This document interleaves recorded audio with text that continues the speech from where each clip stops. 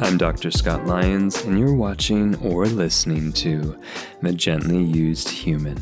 Have you ever considered how comedy can transcend just being a form of entertainment to become a powerful tool for connection and healing? Or how the journey of a comedian intertwines with personal growth, relationships, and the challenge of being a public figure?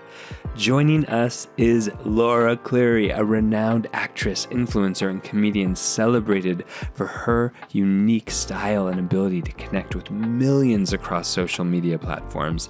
Laura opens up about her journey in comedy, from discovering her knack for making people laugh at a young age to mastering the art of online content creation. She delves into how comedy serves as her medicine, helping process challenging experiences and navigating the intricacies of dating and relationships.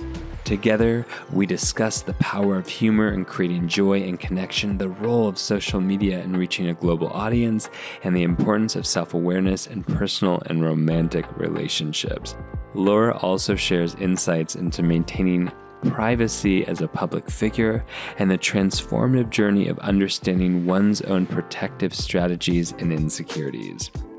Look, y'all, I full-on peed myself laughing in this episode, so strap on a diaper and prepare to ride with my new bestie, Laura Clery. Laura Clery, welcome to The Gently Used Human. Now, you are an actress, an influencer, a comedian best known for posting comedy sketches and vlogs about your daily life. Question, when did you first know that you were funny?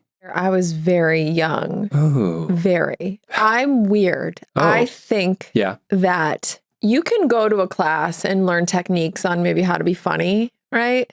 But I do believe you either have the funny bone and you don't. Yeah. And so I think I was kind of born with it. Yeah. And then obviously my mom was a great storyteller. And so from hearing her stories, I learned how to tell a good story. My dad is I like to describe my dad as Kramer from Seinfeld, but drunk and not racist. That's how I describe my dad. So he's 6'4" and really lanky and tall and walks in a room and you just laugh. Yeah. And he's like, what'd I do? You know, he doesn't understand, just has that physical comedy. He's really expressive in his face. So I feel like I got that from my dad and the storytelling from my mom. And and then I think I don't know. I always view life through a funny lens. And I always have. When I was a little girl, I was just the clown and my friends knew that I was, and it would be them in one room with the phone, the landline phone, because this was early 2000s, late 90s. Yeah. Landline phone in one room with on speaker and mute, and me in the other room prank calling so they could all listen and enjoy the show. Yeah. So it's just always making people laugh. Yeah, since I could remember. Do you still do some prank calls? I do, yeah. Tell me about your last prank call. My last prank call was a spam risk, and I picked up the phone and I was like, ooh, spam risk, perfect. Yeah. And I was like, hello. And they were like, hi, is Laura there? And I'm like, she's actually in the bathroom right now. I'm pretty certain she ate some pizza that went off. I think the dairy went bad. She's wrestling with some diarrhea. And they were like, okay, well, this is Janine from the ASPCA, and we're just calling to thank her for her donation. So I literally pranked the fucking Sarah McLachlan animal rescue place because I donate to them. Yeah. I thought it was a spam risk. I thought it was a telemarketer, and it was literally a dog rescue organization. Did you feel guilt? No. Does that make me a sociopath? No, I did. We were laughing and it was funny. And I was like, I'm sorry, but I stayed in character. Yeah. And I was like, I'll tell her you said thank you. But she was just like, oh no.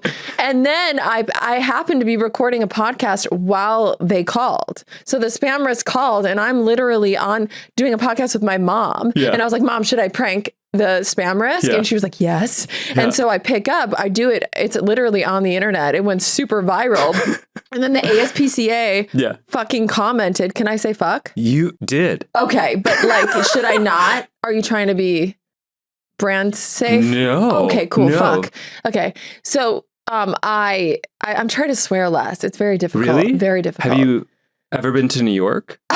I have, yes. I'm a New Yorker. That's another story. But anyway, okay. the ASPCA commented and they were like, thanks for your donation. It was funny. That was really my last funny. prank call. Yeah.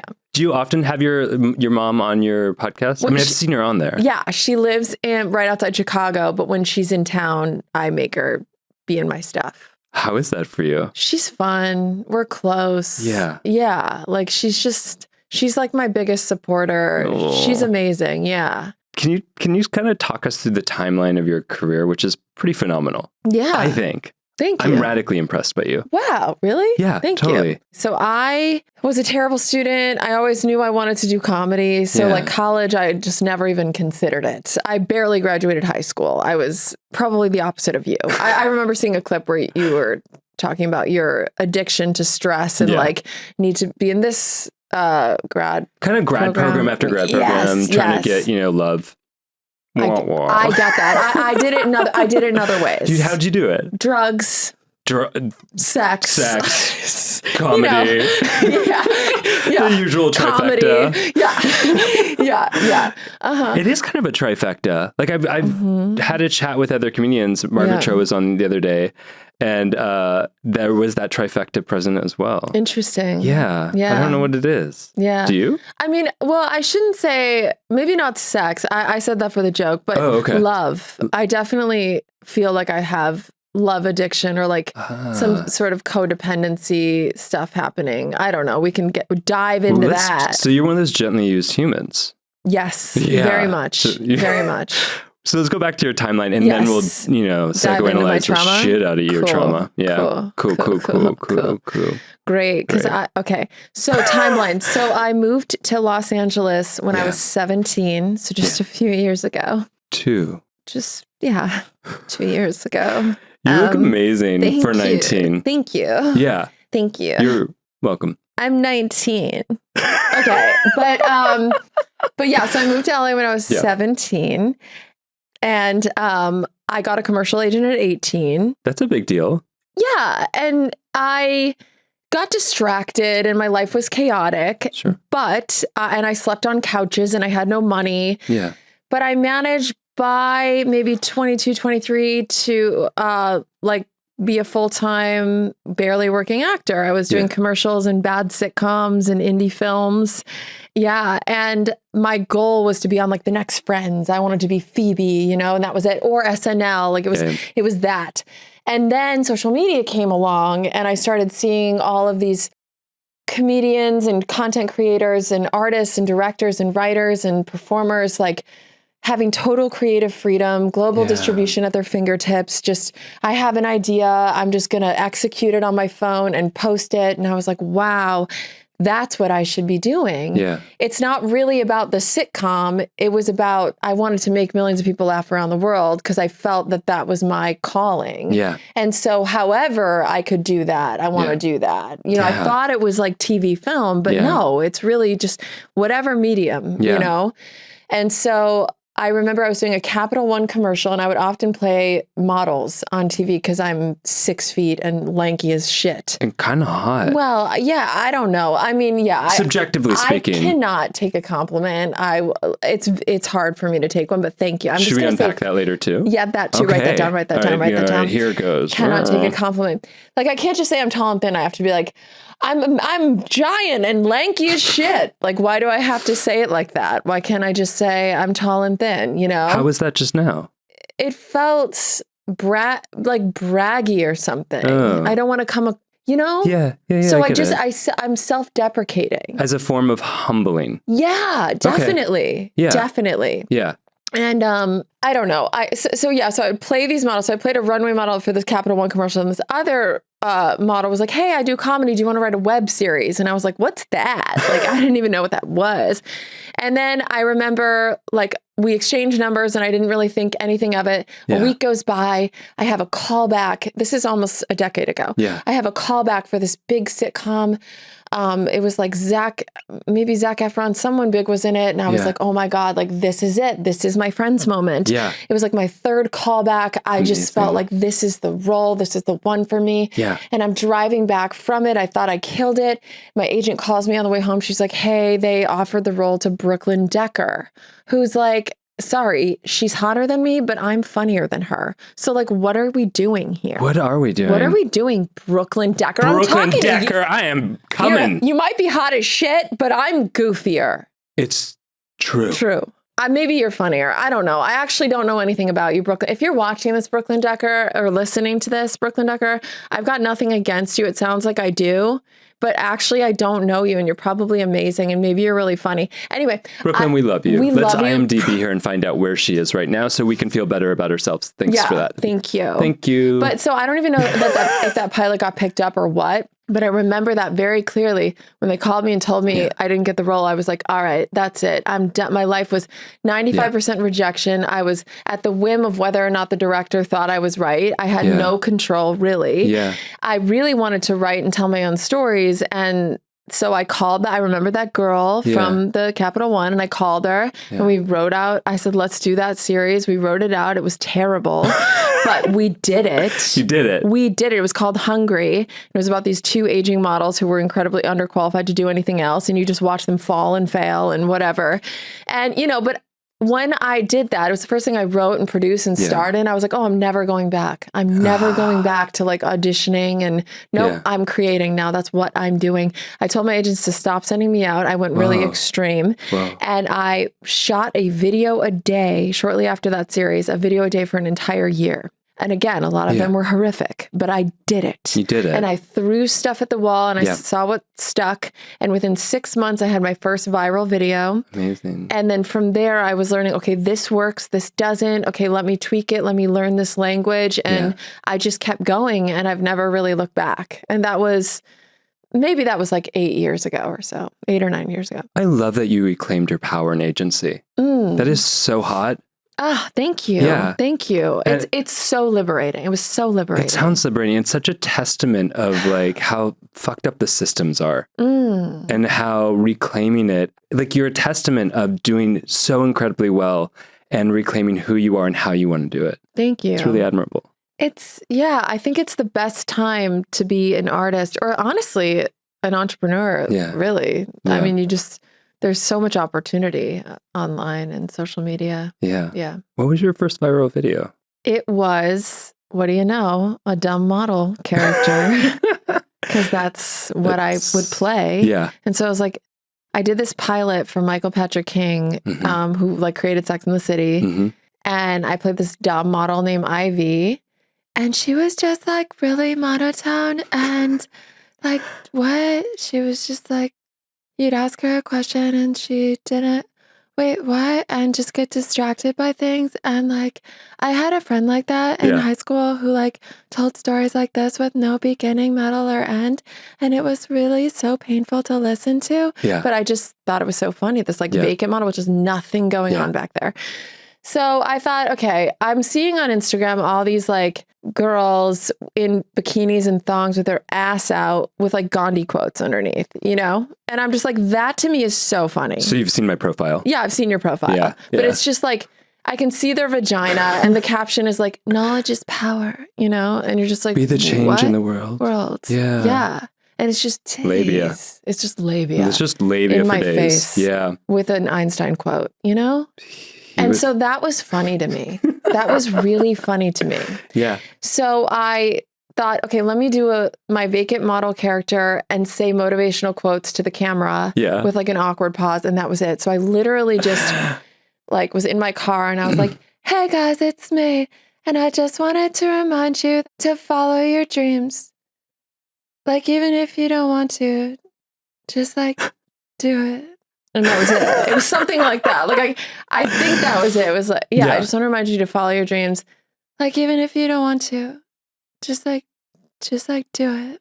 And then she like stared at the camera for just way too long. It was uncomfortable and cringy. Nice. And I didn't think anything of it. I was like, whatever. Like, I can't even remember that was exactly what she said, but it was just basically like this dumb model spitting out motivational quotes and like messing them up slightly. Yeah. That was it. So I posted it and that everyone started taking the video and stealing it. All these celebrities were posting it. Tommy Lee, George Lopez, Holy like these shit. random celebrities going like, cocaine is a hell of a drug. Like, what's wrong with this chick, you know? Like, but nobody knew it was me because I wasn't famous yet. Yeah. And so they were all stealing the video. Yeah. Fuck Jerry, this account, like all these big accounts. The shit was going so viral because everyone thought that the character was real. Oh shit. Yes. And so no one knew it was me. And I was like, oh my God. And I just remember seeing it everywhere except for my account. Like it went viral, but not on my account. And no one knew it was me. They just thought it was this idiot. Like, hey guys, just wanted to remind you to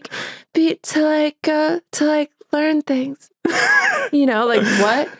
So yeah. So that was, and I was, I was annoyed because I didn't grow, but I was actually more, I was happy because the character was believed. Like people thought she was doing, so I was like, I did a good job. Yeah. And also it was still in line with my mission which was to make millions of people laugh around the world. And I had done that. You did it. Yeah. Even though no one knew it was me, I still did it. Yeah. So I was like, cool. Yeah. So I did more of that. Yeah. And then I did that like Helen Squareface. I don't know if the like me trying to flirt videos. Yeah. That really blew me up.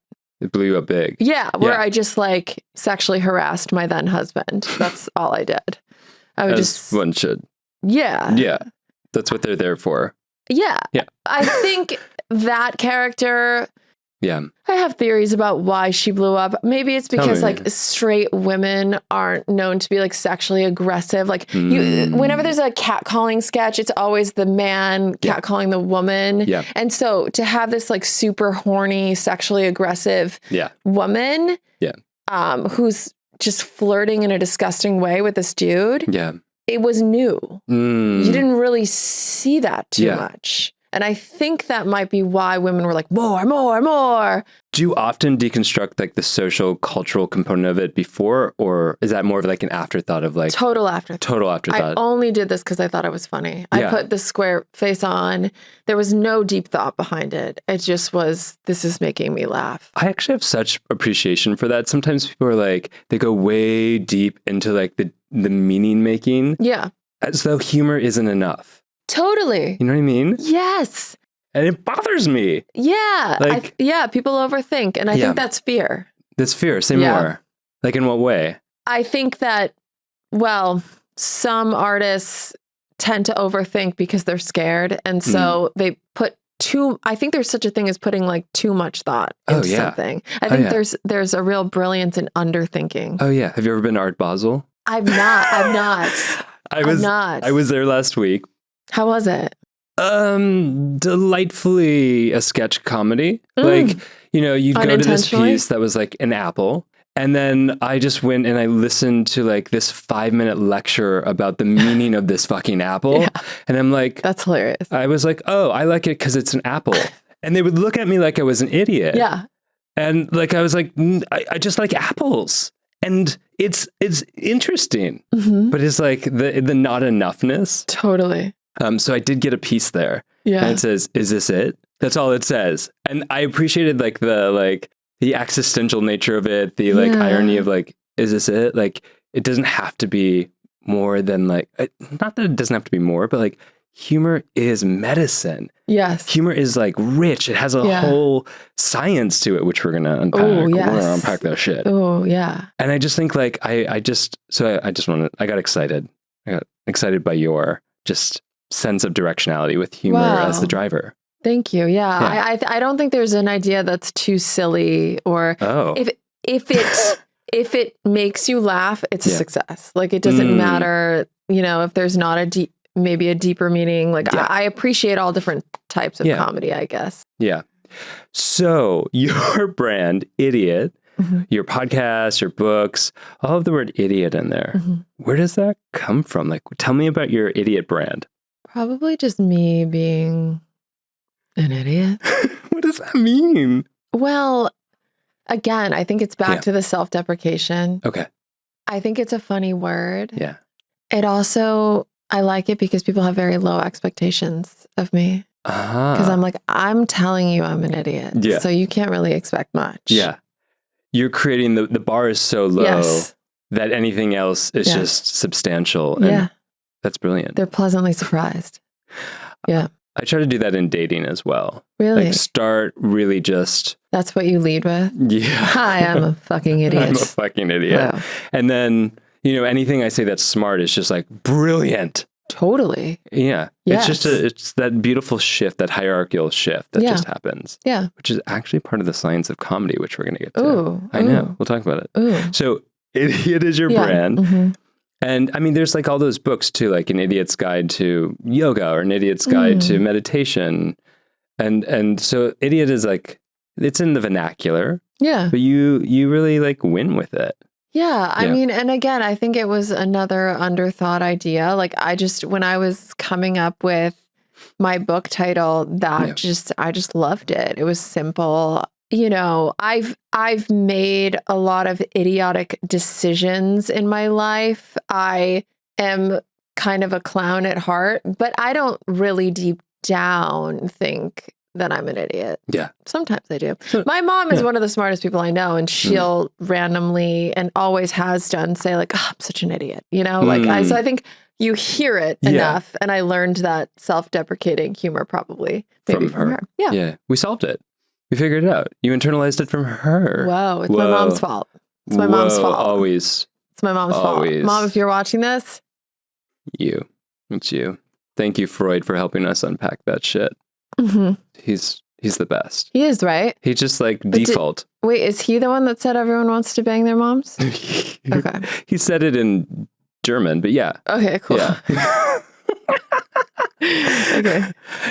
Yeah, something like that. So have you, in addition to like comedy just being like just pouring out of you, do you also ever use it as medicine, like help process things as well, like things in your life? Absolutely. I laugh at funerals. No, I mean, I'm not like disrespectful. No.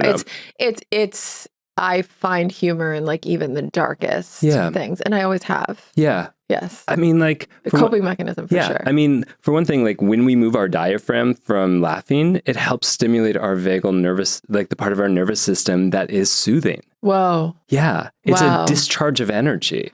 I mean, there's just so much discharging the fear and the stress, the energy, the overload, the flooding. Like even in like couples therapy work, there's like a whole technique of just like, can we giggle together? Ooh, I love that. Have you ever heard of laughing yoga? Oh, have you heard of that? Yeah.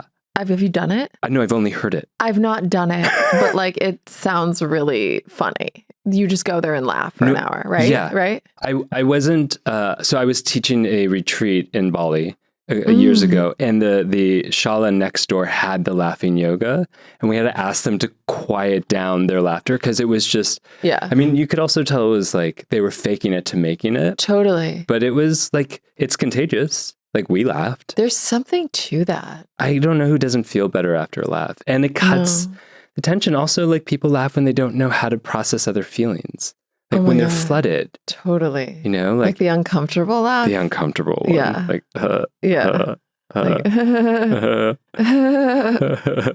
it is funny. I know people like that. Yeah. I mean, I will be honest. There are moments as a like psychologist where someone has said something and it's hard not to laugh in the absurdness of it. Yes. I mean, so it's like it's actual training to like subdue that and just be like, tell me more. I just love that you just like laugh in your patient's face. I would never. Yeah. I would laugh with them. Yeah. Their face to my face, laughing, something like that. Yeah. I'm never going to work again after this. Yeah.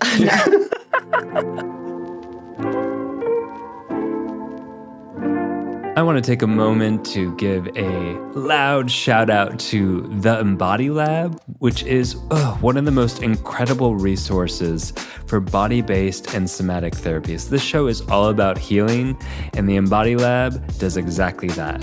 Whether you're on your own journey of transformation and discovery, or enhancing your skill sets in your career as like a coach or a therapist, a body worker, or really any career where you are supporting other gently used humans, the Embody Lab is your place for deep, inspiring, and impactful workshops, certificates, masterclasses, and an incredible community of like-minded folks. I love the Embody Lab. And so do so many other people that call it a platform to come home to over and over again. The Embody Lab is giving my listeners an exclusive offer, a one-time 10% off code to enhance your embodied well-being. All you have to do is go to theembodylab.com and use the code GentlyUse10 at checkout.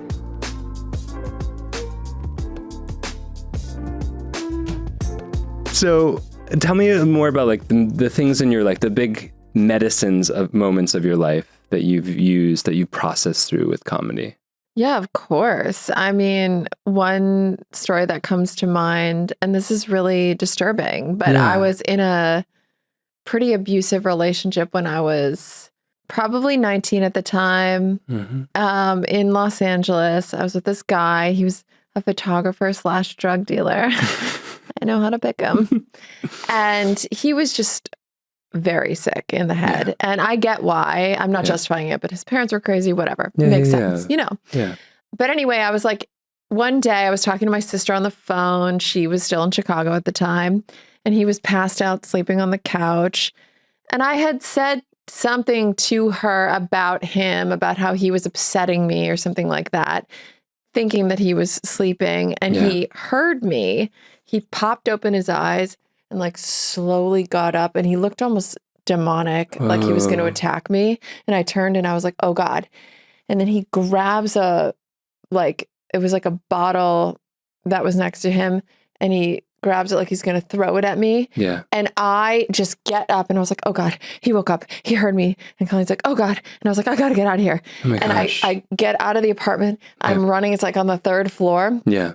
And I was like, I'm getting out, like he's coming after me. And Colleen's, my sister, just responds with, is he running after you, or is he doing the slow serial killer walk?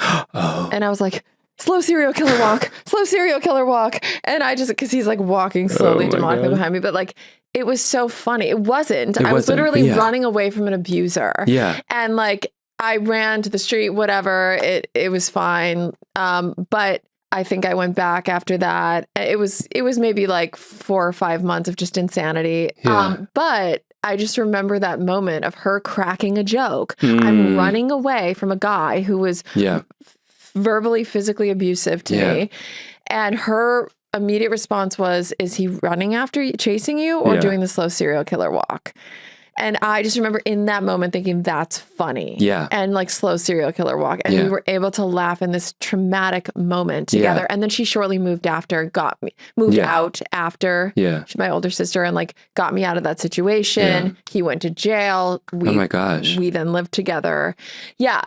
But this was my pre-sobriety days. So a lot of insanity, which I talk about a lot in that's my whole first book. Yeah. It was like what my life was like before, how dangerously impulsive I was and lost, and then like how I got sober and my life changed. Can I ask a hard question? Yeah. So I know you talk about impulsivity, and you talk about it in your book, and this might seem like an insensitive question, but I'm curious if there's a linkage between that impulsivity and your skill set as a comedian. Absolutely. Okay. Oh, big time. It's a blessing and a curse. Yeah. I think if you channel it in the right way, which is what I've done. When I got sober, I utilized that impulsivity, that creativity, that spontaneity, that ability to underthink, that ability to just like, I've got an idea, let me execute now. Yeah. You know? And so that's why I did a show on MTV where it was like a hidden camera blind date show where the guy thinks he's going on a blind date and really it's me, the actress, making it the worst date possible. And I'd make sure that I was the idiot, not him. Like he wasn't the butt of the jokes. Like I fought the producers on that. Like, let me be, you know, because sometimes they wanted to like make fun of him, and like that's not funny to me. But there were like hidden cameras around the restaurant, and like 30 extras in there, and we'd find out all this information about him from his like best friend or family member. But I remember loving that show because it was so there was no calling cut. You couldn't like mess up. It was just exciting and impulsive in a way, spontaneous and improvised. But so I thrive with that, and I think that it is a big element to my success, actually, is the impulsivity, if it's channeled in the right way. Yeah. I wouldn't say I'm dangerously impulsive anymore. I have a bigger pause now. I'm able to pause. before making bad decisions. I think that's an age thing too. I mean, I am only 19, but no, I'm 37. You are. I am. Yeah. But like, how is it dating as a psychologist? The worst. Is it? Was the question, how is it dating a psychologist? How is it dating, as a psychologist? Like, do you find yourself my answer's the same. Okay. I wouldn't want to date me as a psychologist. I think that there's we're in a fight and I'm like, I hear you. I love that though. That turns me on. Does it? I love it. Like just being heard? The guy that I'm dating now is like that. He'll just like, you're in some tension point and he'll be like, I'm with you. I'm here. I hear you. I'm holding space for you. Tell me more. When I go, it's all fine. He goes, no, Laura, tell me the truth. How are you feeling? How are you feeling right now? Yeah. It's wild. I love that. Oh my God. Yeah. Oh, you scored. Right? I think so. I did get super triggered though. Okay, tell me. And I also saw a clip because I was binging you last night and I watched a clip from your podcast about how like we sort of overuse the word trigger. We do, yeah. And so not everything is a trigger. No, it's just a stimulus and response. Yeah. But I have trust issues from past relationships. Yeah.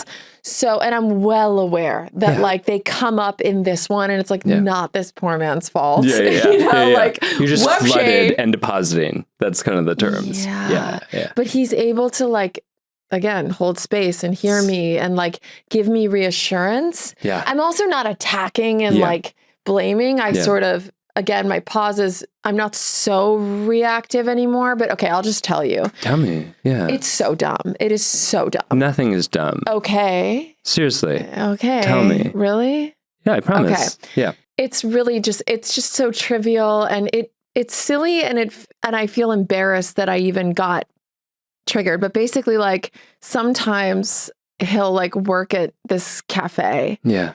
It happens to be the cafe, like he'll work from there. Sure. And it happens to be the cafe where we met. We met at this cafe. He told me I had a nice sweater. He liked my sweater. We ended up sitting and talking for like an hour. Yeah. And then like he asked me to dinner. We went to dinner a week later. We were friends for 2 months first. We just would hang out, like nothing, no kissing, no nothing, just friends, getting to know each other. And then it progressed. And it's progressed for maybe around 6 months. Yeah. And so it's really fun and he's respectful and funny and smart and we have a good time together. And that's it. I'm not thinking about, I just got a divorce last year. I'm not. So.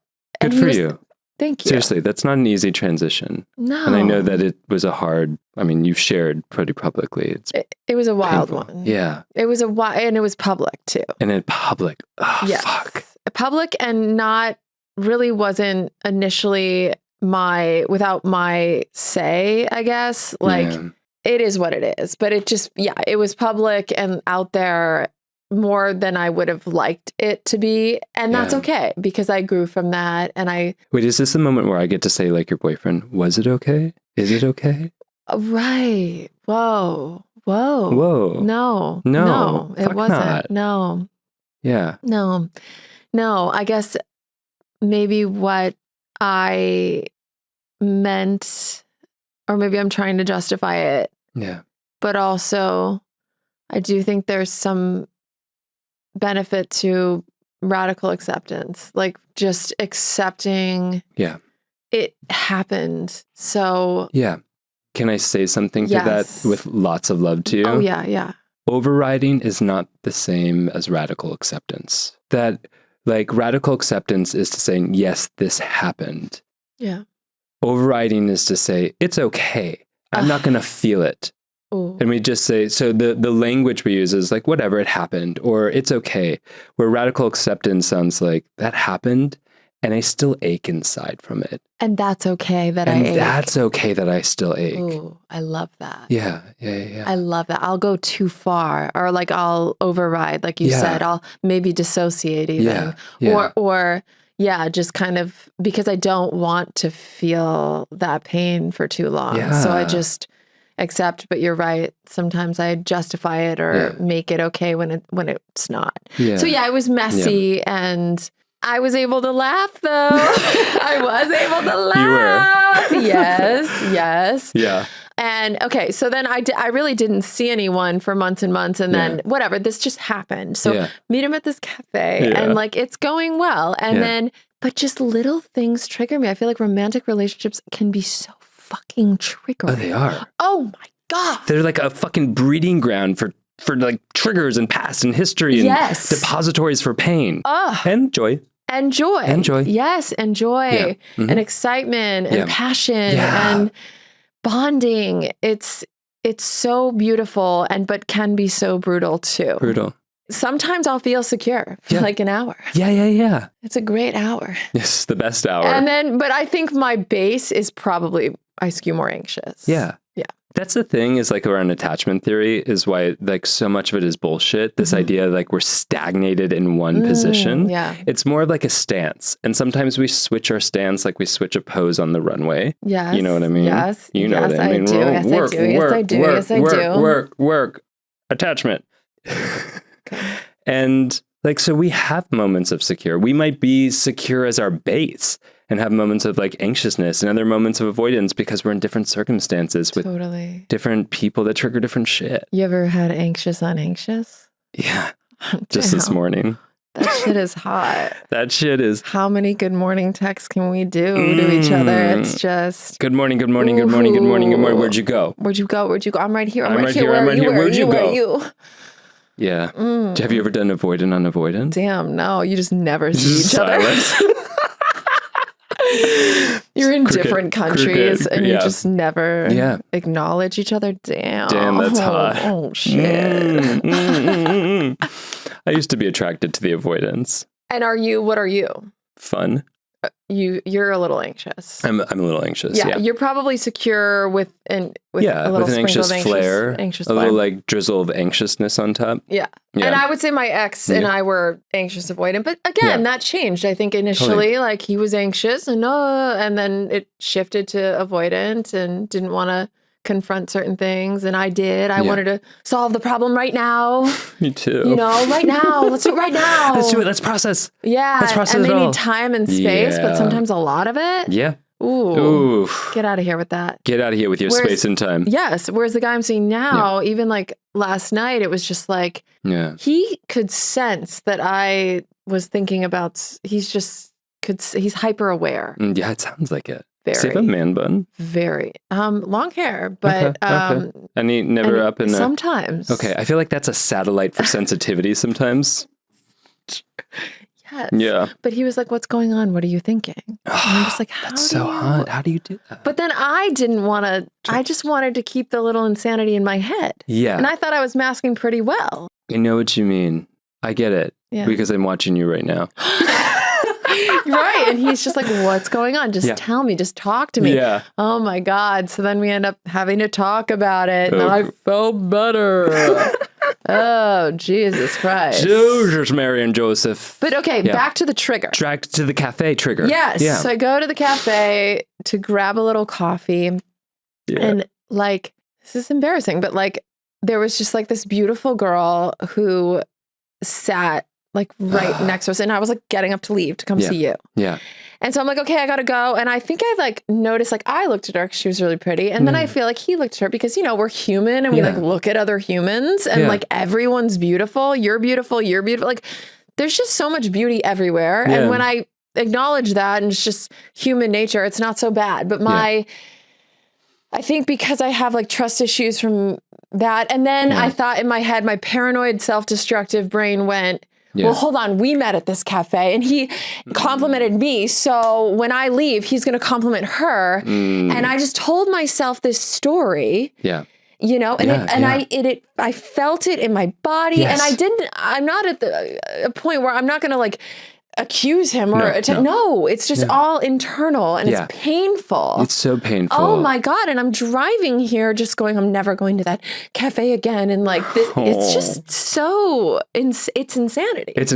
Doctor. It's reels. Tell me. And this is the thing I feel you, first of all. Really? Because you have this rational capacity that goes, this is not rational, this is funky. Yeah. And then you have this inner child that is driving the car so to speak, of your mind, sometimes your thoughts, your behaviors, and they feel in discordance to each other.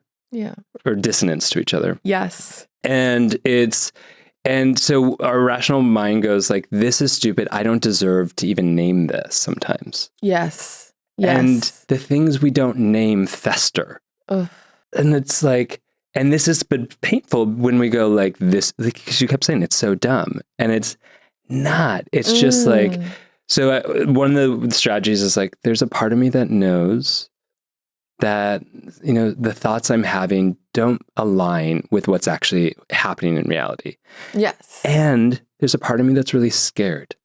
Yes. And from the fear, I'm having these thoughts and these feelings that are so real in my body.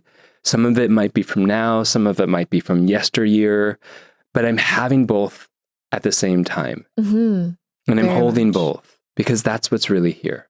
Whoa. So, okay. Yeah. So I can acknowledge that. Yeah, I can try it acknowledge that.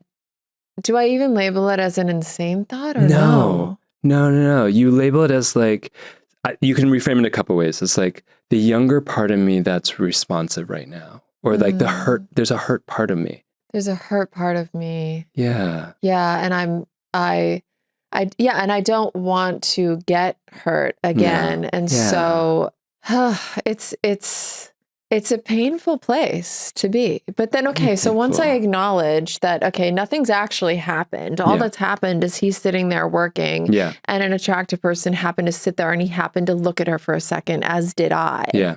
And that's all that happened. And then I got up to go. Yeah. And then I texted him, have fun at the cafe. Some passive aggressive shit. I hear that.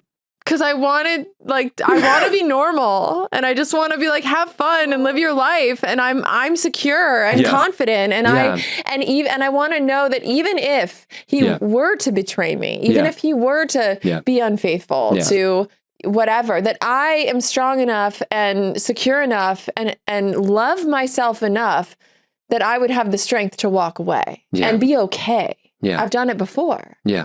Yeah. So, and I remind myself of that, but what do I do? Like in this moment, it's okay, I acknowledge there's a wounded part of me. Well, pause there. Okay. Because you love a pause. I love You love a pause. Okay. So it happened before and happening and now. Every time you say there's a hurt part of me, something kind of softens in your chest. Ooh. So try it again. Just pause after that. There's a hurt part of me. Yeah. And feel that part that is present, like in your body, in your mind, that like is the ache. Yeah. And then we just hang out with that. Yeah. This sucks. I know, the worst. Fucking sucks. Oh, but I'm here with you. Fuck. And then there's a point when like your breath just deepened. Like we made it through. Ooh. That was the wave. That was the cycle of validation, of acknowledgement. I don't have to use over this or drink over this or numb over this or act out over this. I don't have to do any of that. How does that feel to know that? Pretty powerful, I guess. Or liberating maybe is a better word. Yeah. To know that I can just feel these feelings and I don't have to protest or act out or self-destruct or sabotage. Yeah. Love to sabotage. Shake things up a little bit. A little drama flair. Yeah. Oh, yeah. I mean, those are all protective strategies. Wow. And like, God bless them. But then what do I do? Well, let's go back to the situation now. So let's go back and just image for a moment him at the cafe and notice how you feel in this moment, in this seat, in this room with me.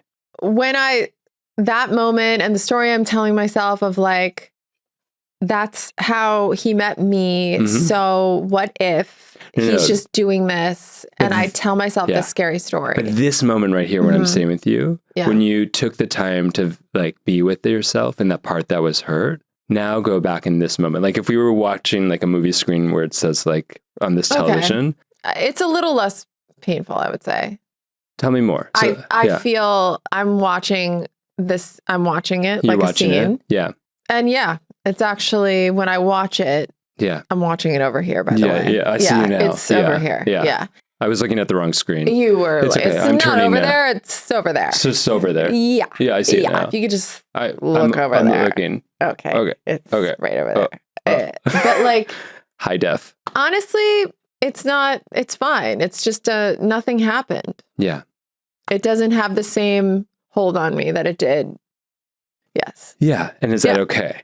Not the okay, like the overriding okay. Like, is it okay not to feel like amped up by it? Yeah. And I think you're right too. That's maybe I'm subconsciously addicted to the chaos or the drama, or like find some weird comfort in creating a problem out of nothing subconsciously. Because consciously, no one I does don't that. want it. No, nobody wants it. No. And it's like, this is nothing. Like I said, he's respectful, he's kind, he's smart, he's done nothing. Yeah. He's even told me, he knows I have trust issues. He's like, you can look at my phone whenever you want. Wow. Like whenever you want, look at it. Like I've got nothing to hide. I love you. I'm not going to hurt you. Yeah. So like, he reassures me all the time because he knows that I'm carrying some stuff and it doesn't, as much as I want it to go away and I want to be secure and I want to trust, there's moments like this that are triggering, and then I get up and go, and that feeling of I'm not enough and I'll never be enough. Those thoughts, those intrusive thoughts sometimes come in and then I think to myself, I'm never going back there. It's too painful. Things like that. Yeah. But do I, in this situation, here's what I don't know. Because sitting with it and feeling those feelings is great. And I do feel better. Yeah. What's next? But, what's next? Like, here's what I want to know. Do I bring that to him? Yep.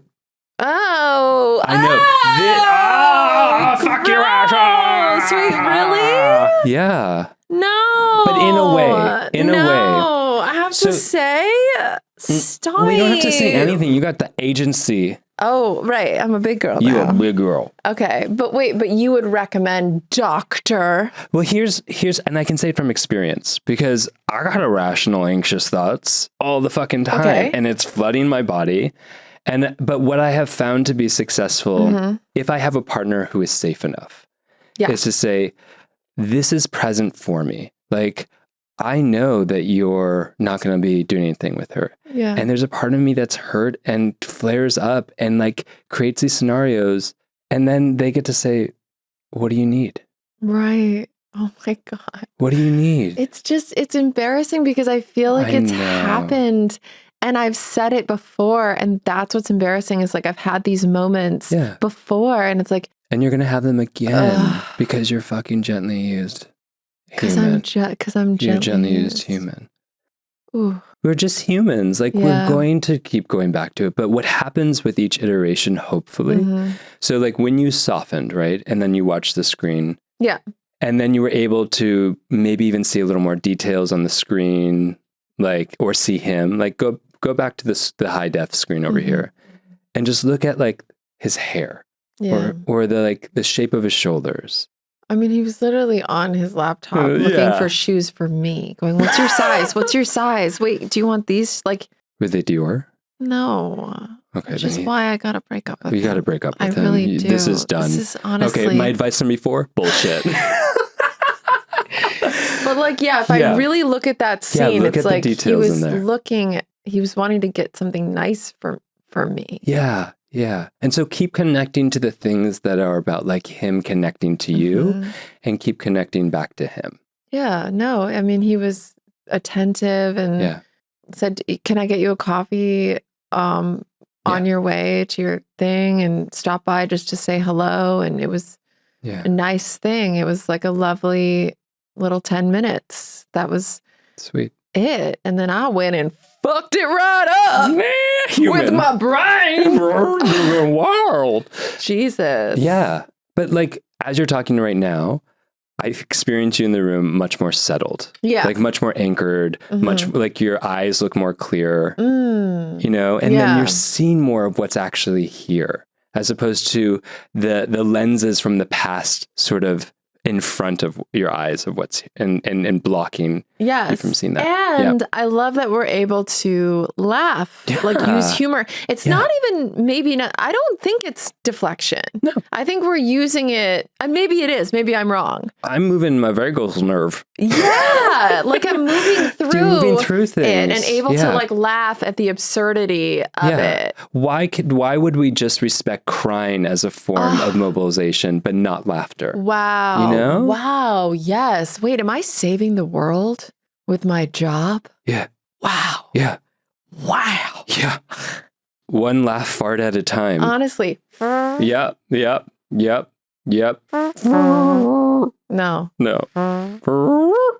Oh, you're so much better. You're a human trumpet. Yeah. Okay. But I will say that there is something really connective about sharing, and like you're holding both. You're not asking him for anything. You're sharing about like what's happening in your inner life in a way that you've already integrated. And that's pretty significant. Okay. Yeah. He's just going to be listening to this. Like, oh my God. That's okay. He's gonna love it. He's gonna love it. Shout out to you. Shout out to you. I'm not saying your name because Anonymous. We love you. Yeah. So that was my little trigger. That was your little trigger. Thanks for working it out with me. I'm here for you. Just feel the feelings, acknowledge them. Yeah, and hold the nuance and the complexity of having like, this is the funky part about like when we've done healing work is that we start to be aware of the shit that's still going on. And there's like this whole period of time, like our whole lifetime, where we're like aware, but it's also happening. And then we start to judge and comment on that. Yes. Before we were just fucking impulsively acting out. Totally. And we were not judging shit. It was the other person's fault. Yes. Yes. And now when we see the mirror of us that we hold up to ourselves, it's like, oh, fuck. But that's growth when you put it like that. It is growth. When you put it like that, we're at least self-aware. Yeah. Yeah. And it's just painful because you're in that state before change, because self-awareness isn't change. It's just it's a part of the journey towards. Yeah. Yeah. And I've changed in a lot of areas. Yeah. But I think I still struggle in romantic relationships. That one's tricky for me. It's just fucking hard. Yes. Just a normal, I hear that for you. And it's just like, relationships are like, I don't know, a petri dish of things that are going to push all the buttons. Oh, yeah. Oh, yeah. But it's like almost welcome it sometimes, right? Yeah. Welcome that. If you're welcoming it. Welcome it because it's exposing what still needs to be healed. Yeah. If you have that witness online who can recognize it as part of you as opposed to just them. Yes. Yeah. Yeah. Yeah. Hey, how you doing now? Better. Yeah. Yeah, definitely. Good. Yeah. How do you feel about deconstructing your craft with me? Ooh, let's do it. Let's do it. Yes. So I did a little scientific research. Yeah. I'm an academic. Wow. Yeah.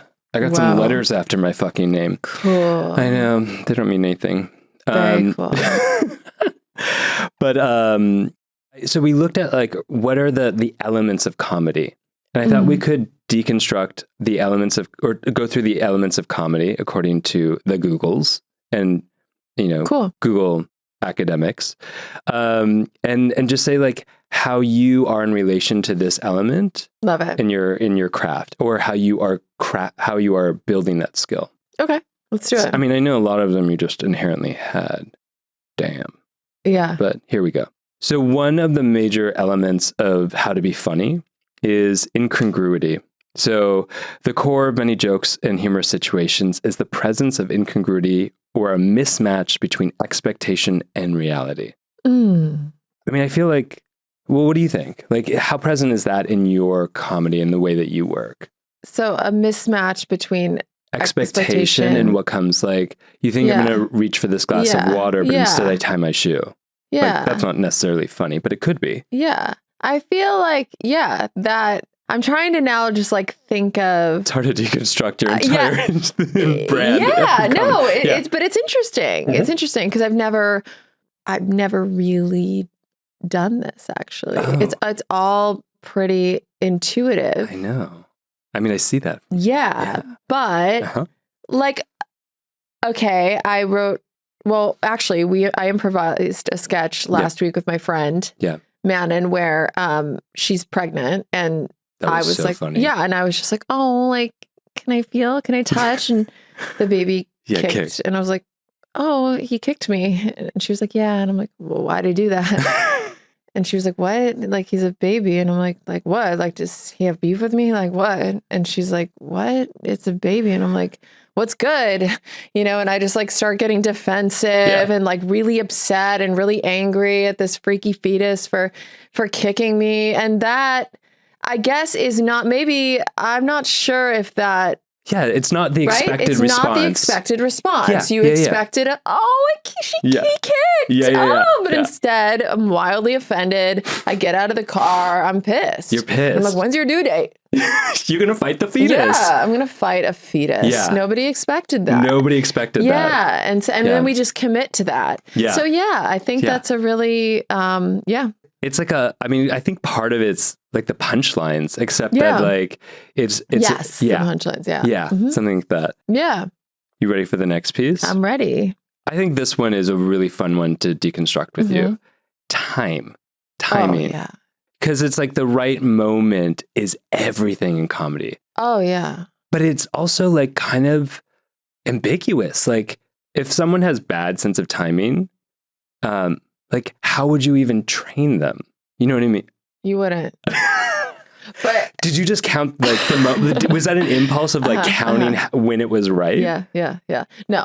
Again, intuitive, but like I agree with you. It's like music. Yeah. The timing and the rhythm is just, it's everything. So I could shoot an amazingly funny scene and it could be total garbage if it's not edited properly. Yeah. Total garbage. Yeah. I love to edit my stuff. I'm just really particular about the timing. Yeah. But it's so important. It's like music. There's a rhythm and it's fun. It's such a fun process to play with timing. Yeah. Were you a musician at all before? Not really. Because your comedy really is like rhythmic. Yeah. That's a great word. Yeah. No, but musical. My dad plays guitar and sings. My mom sings. My sister plays piano, guitar. Like we're musical, but I wasn't. And I've written songs. Like I wrote a song about buttholes. Yeah. Because that's the thing. I take having total creative control to like a dangerous extent. I'm just like, I can do whatever I want. Yeah. Nobody can stop me. So if I want to write a song about potatoes, which I've done that too, that has like 60 million views and was on like CNN in India because they fucking love potatoes over there. Dude, you know, so do I. It's universal almost. Okay? Potatoes, it's a banger. So I was like, I want to write a song about potatoes. Again, do you really? Are you sure? Yes, I'm sure. So we do that. And then I was like, buttholes, why not? I don't think I've ever heard a song about buttholes. Let me just write a little celebratory song about buttholes. And again, that popped off on TikTok. The Gen Zs were dancing to it like crazy, man. They love that shit. They fucking ate that shit up. What was it they ate up? Buttholes. They ate up buttholes. Yes. Yes. And it was like some like German character I did. Oh. I don't know. It was random. But, you know, I like to do that kind of thing sometimes. But you were asking me if I'm a musician. No. No, I'm not. But I do like to write dumb songs. Yeah. I've done like parodies, stuff like that. Yeah. It's fun. I did a children's show for a while. I wrote like freaking phonic songs and I wrote a potty training song. That shit popped off too. Yeah. Do you remember it? Yeah. Can I hear it? Wait. You said you remembered it. I know. Wait. You can look it up. I want to play it for you. Oh my gosh. Pants down, squat low, relax and let it flow. It's time for the potty party. It's time for the potty party. It's time for the potty party. Hold on. Now I got to show you just because it's I'm loving this potty party. Here it is. It's Candy's potty party. Ooh, I gotta go. I'm feeling some pressure. Way down low. Time to stop what I'm doing and go, go, go. It's time for the potty party. It's time for the potty party. It's time for the potty. Right? Yeah. Thank you. You know, I wrote a song too. What is it? But I can't put it on this show because I'll be canceled. So I'll send it to you later. Okay, send it to me later. But now I just have to show you a second of this. to be laughed at. That is a part of the human body. I mean, I don't know why I did that. That is a part of the human body. I remember this summer dancing at a club in Ibiza and this was playing. I rocked it out. You know, so there you go. I mean, whatever. Love that. But I love that. So yeah, I think comedy is extremely rhythmic and timing is everything. Yeah.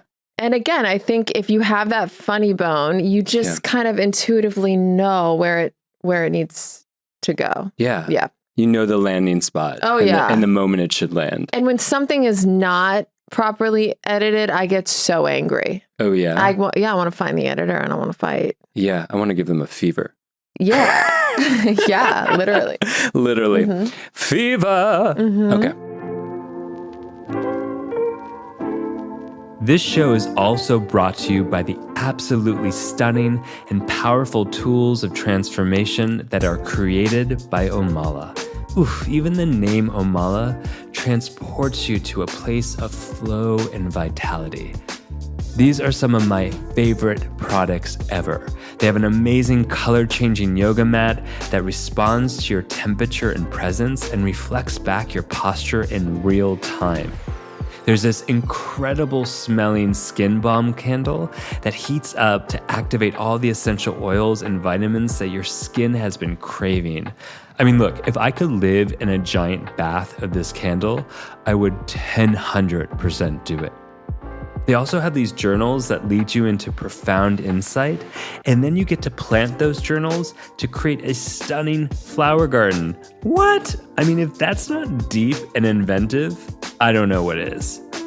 If you're someone who desires to live a luxurious flow of life and who believes in transformative wellness, then you have to check out Omala. Omala is giving my listeners an exclusive discount to treat yourself to something that is as special as you, boo. All you have to do is go to omala.com, that's OMALA.com, and use the code DrScott10 at checkout. And a portion of every purchase goes to an incredible charity. You got this. Relief theory. We got a couple more. This is an element based on our old friend Freud. Okay. Where he suggests that humor provides a release of tension or psychological energy. Like what we've been talking about. Release of tension or yeah. Yeah. Mm-hmm. So relief theory comes way back from the olden days. Yeah. Yeah. Yeah. But that's not really deconstructing the technique. It's more just the effect, understanding right? the effect. The effect. Or understanding what the technique might be based on that understanding. Okay. Like that you're going to cut some tension. Yes. Yeah. Kind of like what you like at a funeral. When you I'm cracking jokes. My dead aunt behind me. You guys ever? No, it's just like a full stand-up routine there. I think my friend, do you know Rosebud Baker? No. She has a whole act about her sister who passed away, and it's like it's so intense, but you can't not laugh. Yeah. It's so hard not to laugh, and then you have this like dilemma inside about like I can't believe I laughed at that, but it was also like it was clearly a relief. Yeah, and there's that like tragedy plus time equals comedy, so there's that. Yes. And then but I think too more immediate, you know, if you're having an argument with someone, there's tension, you break it with comedy. Yeah. You know, in a loving way, we're able to break it and laugh. And that's like, I feel like that's probably saved relationships time and time again. Time and time again. Yeah. Yeah. Yeah. It's actually one of the principles in one of the more well-known couples therapy is like when to interject a moment of humor as a softening. See, I need to learn of when not to. Yeah, I can help you with that. Yeah, because I've done it and they're like, come on, you're laughing now. It's funny. Yeah. Not to you. Not to you. So another element is changes of status. So like that's especially with like Commedia dell'arte or like Lazzi's, like that old Italian was like, or Shakespeare, like a big aspect of humor was about changes of status. Like it's somehow funny to see someone go from rags to riches or something, or the other way, but these like shifts of power essentially. Interesting. And it's called a superiority theory of and within comedy. Whoa. Yeah. That's so interesting. Okay, change in status. Change in status. Yeah, like but either way, yeah, like rich to homeless. Yeah, that's hilarious. That is hilarious. No, yeah, no, it doesn't sound good on the other end of it, because it's like when I first read it, I remembered learning about this in undergrad though. Well, Beverly Hillbillies. Yeah, right. Yeah. It's that. Yeah. I thought you were gonna say Beverly Hills Troop, like the. What was it? It was Beverly Hillbillies, right? Where they were the TV show back in the day. Yeah, where they found oil and then moved to Beverly Hills and like didn't change who they were, but just changed status. Yeah, and like that was what the comedy was based on. Was like a status change without an attitude or behavior change. Yes, or like Kindergarten Cop. Right? Would that be a status change? Yeah. Yeah. This like FBI agent is now teaching preschoolers. Yeah. And he's still all copy and shit. Yeah. That's funny. A few others. Playfulness. I mean, that's a given. Yes. Yeah. Yeah. Absolutely. To me, that's like, my daughter, my 2-year-old, she's just so naturally funny. Yeah. I feel really bad because sometimes I'll be frustrated and I'll be like, Jesus Christ. I mean, I'm not religious. I know that could be offensive to some people. Sure, but we're okay here. But yeah, but I said it, and now Poppy just walks around going, Jesus Christ. And she's 2. She was like, Jesus Christ. And I laughed. Yeah. And she did it in this funny voice. Yeah. And I laughed. And now she just looked and she saw she saw what it did. And she saw the reaction it had on me. And now she walks around going, Jesus Christ. Yeah. And she just knows, like, she just understands that it's funny. Yeah. But it's playful, the way she changes her voice and her face. Yeah. It's a goofy face. It's an inflection. Yeah. I don't know. Playfulness is wonderful. Yeah. Yeah. Childlike. Yeah. I mean, I think that like so many of us maybe aren't funny because we've lost that playfulness. Not that we aren't funny, but like taking life too seriously. Yeah. I mean, that adulting shit is hard. Mm-hmm. It's real. And it can get in the way of, the good laugh or learning how to break the tension or get that relief that Freud was talking about. Big time. Yeah. So how do we like tap into our playfulness? I mean, we can start by listening to this podcast with you and I. Yes, absolutely. Watching something funny. Yeah, watching something funny. Playing tag. Playing a game. Yes. Tag. Yeah. I love tag. Oh my God. I used to play tag when I would go into like corporate like environments and work with CEOs. I would play tag with them. I love that. It was just like such like a stiff situation. And they're not going to like be able to think more clearly if they're so rigid. Playing tag is so fun. Or like when I'm with a friend and we're going out to eat and we're ordering, I'll say rock, paper, scissors, let's go. Yeah. And that's how we decide who pays. Rock, paper, scissors, go. Yeah. And it's like, it's fun. You're automatically, you want to win, and it's playful and it's, it's just fun. It's just, it's playful. Yeah. Yeah. It's games. Mm-hmm. Improv. I feel like improv should be part of school. Oh my gosh, yes. Right? Totally. They just started doing more mindfulness in schools. Whoa. Like my niece is taking a mindfulness class and she asked me to cheat for her on her final. I love that. Which I was like, of course I'll do that for you, hon. Of course. I will. Of course. You know I'm a cheater, honey. Imagine if there was like meditation yoga class followed by like improv comedy class. I love that. Yeah, instead of orchestra. No, that's important too. Yeah. Yeah. It's all good. Yeah. And my mom, I think I got that from my mom. Incredibly sarcastic, very funny. And then my dad is, what was the first one? Exaggeration, yes. Yeah. To me, I instantly think of like, I mean, verbally you can exaggerate with dialogue. Yeah. But also physically too. Absolutely. Just like physical humor. Yeah. I love that. You love like a good physical. Oh, like a funny walk, just using your body to just exaggerated movements. They're subtle, but man, it works. So I play with that a lot. Physical comedy. You do. Yeah. Absolutely. And I think that's why on Facebook have like 14 million followers on there, and a lot of them are not from America. And like some, I mean, it's, I don't know my stats Tell me exactly. Your demographics. I think it's like 60 or 70% maybe from America, but like it's global, and I think it translates. A lot of my physical comedy stuff translates. It's more universal. Jim Carrey is brilliant with that. Yeah. Physical comedy translates. Yeah. Yeah. Mm-hmm. I feel like I see that a bit more than I used to. Like when stand-up was just like straight up stand-up at a mic. Yeah. And more in like bleeding into sketch. But I mean, I think about like, I assume it has some of the origins in like clowning. Oh yeah, probably. Right? Probably. Yeah. So they should teach clowning in school too. They really should. Yes. Yes. I had a friend on the episode a couple months ago, and she's in clowning. She's a therapist, but she went back and is in school for clowning. Stop. And she was like, full on best therapeutic education I've ever had. Whoa. She was like, I am able to transform shit with people that I never could as a therapist. Ah. Yeah. She's like, and all I have to do is put on a red rubber nose and river dance. And they are cured. Yeah. That's all it takes. That's all it takes. It's the new trauma therapy. Clowning. They're like, my dad was an alcoholic. She's like, just like fucking full on clown. Yeah. That's, I mean, something like that. She like mimes. She just mimes talk. it. She just, yeah. Like, lots of big gestures. Yeah, big gestures. Yeah.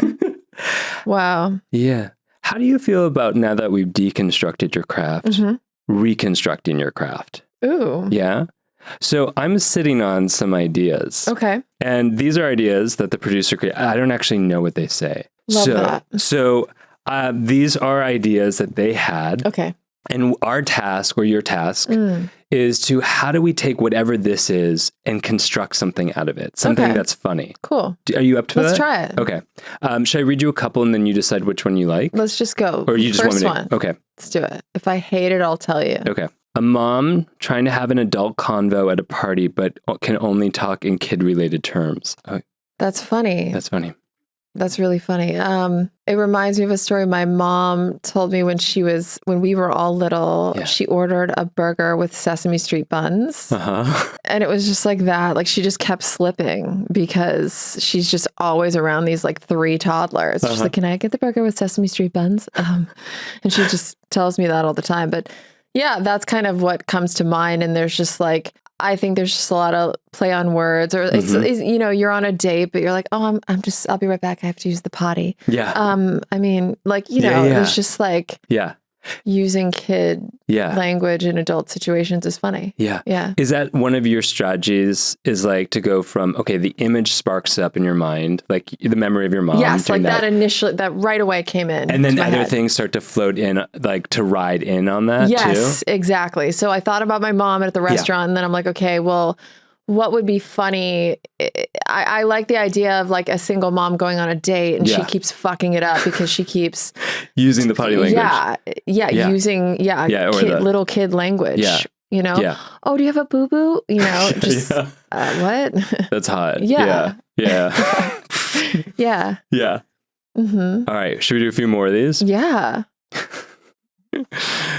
I feel like some of these are just too easy for you. Okay.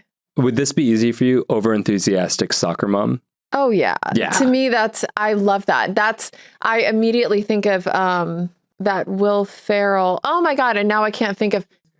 Yes. Yeah. Just. Oh, his daughter? That's the one? Yeah. Over the top funny character, just taking it way too far. Yeah. That's all physical and voice and come on. Yeah. God damn it. You know, just perfect cuts. Yeah. Oh yeah. Yeah. Just, I feel like Melissa McCarthy would kill at that role. Yeah. Just the over enthusiastic soccer mom. Yeah. Just take it way too far. Yeah. And like maybe wish death upon the other kids or something like that. Yeah. Just, I could see that. I could see her running onto the soccer field, getting into a fight, body slamming, chest slamming. Yes. Yes. Yes, absolutely. Absolutely. And they're 4 to 5 year olds. And then the final moment is like them getting into the big van and she's handing out like juice pouches. Yeah. Just like nothing ever fucking happened. Totally. Here you go. Yeah. Mm-hmm. Yes. That's funny. Yeah. Very funny. That's funny. Yummy.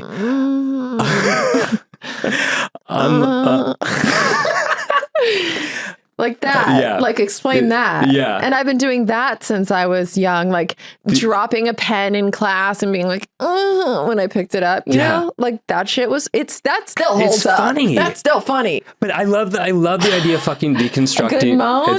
A good moan goes so far. Doesn't it? Yes. I'll never grow out of that shit. I'll be in the fucking nursing home. Picking up your peas. Yeah, just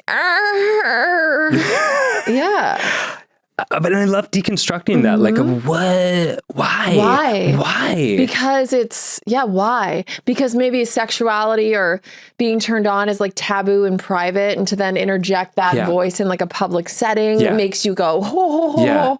Yeah. I think there's something, we were talking about the hierarchies before, but like the public-private debate within like is also sad sometimes and also funny. The oversharer, like talking about being constipated and you just met them, like that's funny. Oh my gosh. Yeah. Too much. Or just any trauma dumping, whatever. Like there's something funny there. Yeah. Absolutely. I think there's also an element that it's funny. I mean, like, because we've seen a lot of like trauma dumping on the interwebs. Yeah. And it's like not funny. I mean, you mean, are you saying you've seen people unironically trauma dumping? Yeah. They're not intending to be funny. No, not at all. Okay. But then when like you mirror the same thing, like you did with your first viral video. Yes. Like they don't know, but then all of a sudden, like it's funny. Yeah, it's a parody almost of what people are doing. Yeah. There are these girls who are clearly wanting attention, which I understand. We all want attention. Yeah. Sure. But then they're masking it with these like motivational quotes, but really, and that's funny. Yeah, that's funny. Yeah. Yes. So mixed in with timing and musicality and like good. Totally. There's something funny about the overshare. Like I think how are you? And you just always say, oh, I'm good. But if the waiter asks, how are you? And you just really tell them. Yeah. Just really go in there and tell them. It's an unexpected change again. Unexpected change. Yeah. Last one. What do you got? A parent-teacher conference. Thanks for these ideas. I'm going to film all of these. I'll tag you. You better tag the fuck out of me. That's a good idea. I'm going to come over and do one with you. I love that. I would love that. Can you be my comedy mentor? Yeah. Okay. So what I would want to do with you is, because I love heightened reality wherever I can. I mean, I just do. It's like my friend Manon's pregnant. Like I don't want to write a sketch that doesn't involve you being pregnant. Like this is what's going on. Let's heighten it and make it funny. So like you're a psychologist. Yeah. And so to me, it would be a scene where you're my psychologist and just something funny. Like, but I would want to, what's it say? Well, it's a close one on the pieces of paper that they brought. It says parent-teacher conference gone wrong, but we could do patient-client conference gone wrong. So immediately what comes up is like, maybe, and this could be shit too, because like this is the brainstorming. It's like an idea will just come right away, and then I'll work with it. Sometimes I'll write and I'll be like, oh yeah, this is solid enough, and then other times I'm like, no, that was terrible. Let me. Do you write it out first? Sometimes. Okay. I mean, I love writing scripts. It just makes the day easier. Like filming is just easier when I have the dialogue, but then I'm always open and encourage improvisation. Yeah. But I've learned over the years, because I used to just improvise everything, and it was like, it just like, you can just be more productive, honestly, when you have a script. Yeah. You've got it. You know the shots you need. Yeah. The more prep, the easier the day, the more you can get done. So like with us, it would be, I don't know, like the idea that came to me initially was like something, and maybe this has been done, I don't know, but like I kind of turn it around on you and it becomes like your session. Like, you know what I mean? And I'm just like, well, how does that make you feel? And you're like, well, I don't know. And I'm like, okay, well, maybe, and it just like goes from you being the psychologist to like, you're suddenly the patient, and status like you're bawling. And like, I'm like, it's okay. Yeah. Hey. Yeah. And then it ends with me being like, and that's our time. I say that's our time. Should we try it out? Yeah. Okay. Just like improvise it. I mean, you gave me the script already. Right. Yeah. So basically it could be, maybe I have an issue with my boyfriend. Yeah. And you're like, that's common. And maybe I'm like, is it like, have you experienced that? Yeah. And maybe at first. I just start little bits and then, okay. And then you full on meltdown. Yeah. Should I also call you by the wrong name, or is that too much too soon? if you call me by the wrong name, like this is interesting, right? Like we don't know. I'm curious. I like, would keep it more real because you want people to believe that you are a doctor, you are a professional, you are the psychologist, you are the expert here. And they should, in the beginning, feel confident that I'm distraught. I'm the distraught, fucked up. Patient. You're establishing, the clarity of roles that might change later. Yes, and then it's the shift in expectation. Yes. Right? Okay. Yeah. Whereas if you start off the scene not knowing my name, we don't believe in you initially. Oh. So then it's not as funny when you break down because we saw it coming. Because you don't even know my name. So like you're a shit ass doctor. Although I don't know anyone's name. I'm Scott. Is it Scott? It says it on the screen here. Got it. Literally. Got it. Right next to you. Got it. Yeah. Got it. It says, no, got it. Human with Dr. Scott Lyons. Yeah. Got it. It's okay. Got it. You're famous. I get it. No, I got it. Repetition. Another thing I love. I love repetition. I don't know why it's funny to repeat shit over and over, but it is. Yeah. For me. Yeah. Is there a point where it's too much repetition? But see, I just keep going. I go to the point where it's too much and then I come back, it comes back around and it gets funny again. Yeah. I love it. Nobody else does, but I do. I do. Clearly 30 million fucking people do. So here's... Because you did it like... So the beats will essentially go, you want to establish... Yep. So would I say, is it... Okay, how do you go? Is it Dr. Lyons or Dr. Scott? I mean, that's up to you. What do you say? What do you go by? What makes you feel most comfortable? What do you go... Okay. Yeah. What do you go by? In sessions, Scott. Yeah, and it's almost like I hate obvious exposition. I hate when it's like, wow, I've never been to a psychologist before. But sometimes if we're talking about this is going to go up on TikTok and Instagram and it's just like a 1 to 3 minute sketch. Sometimes you just need to get that in so they just know right away. And you just try and do it in the most natural way possible. So this is my first time seeing a psychologist. Thank you so much for seeing me. Yeah, thank you for the courage of coming in. Wow. Okay. What brings you in today? I'm just struggling with my boyfriend a little bit. Yeah. Like I don't know, I have trust issues and keep wanting to like look at his phone even though he's never done anything for me to look. I don't know, I just feel crazy and like I shouldn't be in love with anyone because I'm too crazy, you know? That sounds really painful, the sense that you feel like something inside you is crazy and also at the same time, the ache of not being able to just trust and finding that ease with someone.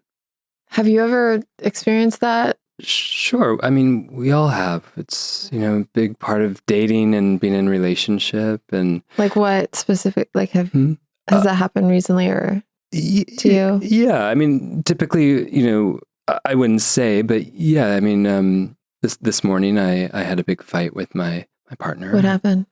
Oh God, you don't want to hear about it. Okay, you can talk about it. Yeah. I mean, I needed to get ready to come to, see you today. And he was also very busy and we fought over who got the shower first. And it's dumb. It's so dumb. It's not dumb. Yeah. It's how you're feeling. I'm feeling really kind of devastated. You do. You feel that. Why do you think that is? I don't know. I mean, I think I feel like I should know better. I'm a doctor and like, I went to school for this and like, I just, it hurts. You know what I mean? Yeah. Can you just take a minute and just replay that scene in your head? Yeah. Just think about what happened. Who was able to shower first? Who showered first? I did. Okay. I did. I'm so selfish. I love him so much. And I'm so selfish. I see that you're in a lot of pain right now. And then like, okay, well, that's all the time we have. Yeah. And then what I would do, like what I would do. So that was a improvised rough concept. And then I would take that and I would heighten it. So I would probably direct you and just have you then lose it more. Yeah. Okay. Overshare. Yeah. Get just totally forget that you're the therapist. Yes. Yeah. And just start crying and tell me way too much. Okay. Like, cause like we had sex last night and like it wasn't like, I don't know, he didn't make eye contact with me and he always makes eye contact with me and like, I don't know, I just don't feel loved. Like I feel, you know, just like that. I would have Are you go there? like, why didn't he make eye contact? Yeah. You know, and that. just, Yeah. you know, I do now. right. Yeah. But I feel like that was funny. That was funny. Yes. You're such a good coach. Director, excuse me. Yeah. Director extraordinaire. Yeah. And then and the button would be, and that's our time. Yeah. That's our time. And you're like, when I say, and that's my time, maybe a button would be like, oh God, like you snap back into reality and you're like, I'm going to lose my job. You know, like you just snap back and like, what the hell just happened? How did that happen? Would we improvise like 10 different endings in that way? Like, would I be like if you want to potentially cut this into a reels or into like a little short form, we could get that take from you and we could just get, and then whoever edits this can then put it together. Oh, I wasn't really going to put this but up. you could. But I could. But you absolutely could. Yeah. You know, if we like it. I saw it as a seedling for us. What are you scared of? Fame. What are you scared of? Dr. Scott. Cookies. You're scared of cookies? Yeah. But see, that's funny. Yeah. It's funny. It is funny. Yeah. To have the reverse of roles. What are you scared of? What am I scared of? Yeah, what are you scared of? Are we like moving on? That was fun. I don't know. I thought I was doing the deflection that therapists do too. That's hilarious. I'm scared of death. Oh. Yeah. Aren't you? No. Come on. I'm not. Come on. I'm actually... Come on. I love that. So when I was 28, I died for a few minutes. Oh, damn. Yeah, no. And... How so? How? Like, you know, I got drugged. Get out of here. Yeah. And... wow. And lost consciousness and lost my heartbeat. It was pretty intense. So you just use humor to talk about something really serious. I changed my voice. And my heartbeat. Yeah, because I feel almost dead. Yeah, because I feel like it might be too much for people to hear. Yes, you want to lighten the load. I understand. But I still want to share. Absolutely, I do that shit all the time. I heard you. And to me, it sounds like you've processed this. Oh yeah. So you're able to go consciousness. Yeah. Gosh, just out the window. Yeah. So no, I think once you've died, you get a little less scared of it. But how come? I don't know. Like you've tasted the Skittles, and then like I don't know why that image comes to mind. Was there something when you died? Like, because I know people talk about, I died, and then I went out of my body, and I could see my body, and I went to this cool place. Tell me there's a cool place. I don't remember. Tell me there's a cool place. Oh, there's a really cool place. Yes. It's called Celebrity Island. Ooh. Yeah. Tell me. Everyone's there. What? Elvis. Get out of here. And Tupac. What? And I don't know, Gwen Stefani. She died? I don't know. Oh. I don't keep track of these things. Did Gwen Stefani? No, she didn't. She's good. We just fucking start a rumor. Those are terrible. Those are the worst. They're terrible. We just did but it. There is an actual terrible. cult where they believe something like Celebrity Island. And strangely enough, they believe Trump is there. But we know he's not dead. So it's like everyone else is dead and they include Trump. Oh, man. So there is this... You know, but those are the tinfoil hatters that do that. Those are the tinfoil hatters. Yeah. Okay. And we love them. All right. We love them. We love them. We love everyone. We do. We love every gently used human. And we love you. How would you define a gently used human? What's your definition? You know, it's funny because I came up with that. I first came up with gently used, and people thought it was like all sorts of like clothing returns or like sluttery. Which are all of the above. It is. And I just like it's this idea of normalization, normalizing like we all have things that have impacted us. Yeah. And we're not some like pure, you know, unaffected entities in the world. And that makes us more. Oh yeah. Except for me. You're pure. Yes. So pure. You're radiant, pure. But continue. Should I? Yes. But that makes us what? It just makes us human. Yeah. Like being human comes with all of these life experiences that just break us down, that build us up. Right. And I just want to really deconstruct and the nuances of that and really normalize it and share it. So when we hear like another human being going like, yeah, I got some anxious attachment style, like anxious on anxious, like, and someone gets to go, oh, that's me. Like I'm seen and validated because I'm not some alien, you know, from another world that's just like, you know. We're all gently used. We're all gently used. Yeah. Some more than others. Yes. Yeah. Yeah. Yeah. Whoa. Whoa. Wow. Wow. Laura, thank you for being on The Gently Used Human. You have made my day, my week, my year, Whoa. my life. Damn. Damn. God damn. God damn. I say God damn. God. Wow. Thank you for listening to the Gently Used Human podcast with Dr. Scott Lyons and friends. Visit gentlyused.com for fun extras, including submitting your questions for advice from a Midwestern mom. And don't forget to spill the tea and gossip about the show with all your friends and frenemies. And you know what? Show us some love by giving us 5 stars and leaving a review in your favorite apps. This helps us connect with all the other gently used humans out there. Oh, and by the way, you look fierce today.